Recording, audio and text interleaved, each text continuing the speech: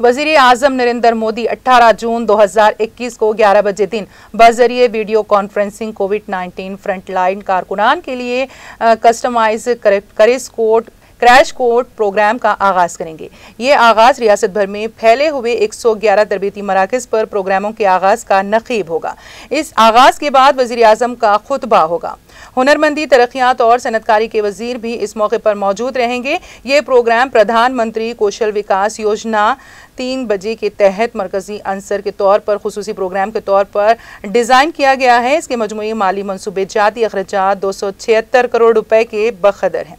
ये प्रोग्राम ऐसे हुनरमंद गैर तिब्बी हुफ्ज़ान सेहत कारकुनान की इफरादी क़ुव्वत फराहम करेगा जो सेहत के शोबे में इफरादी क़ुव्वत की मौजूदा और मुस्तक़िल की ज़रूरियात की तकमील करेंगे। इस प्रोग्राम का मकसद मुल्क भर के 1 लाख से ज़ायद कोविड सूरमाओं की हुनरमंदी को फ़रोग़ देना है।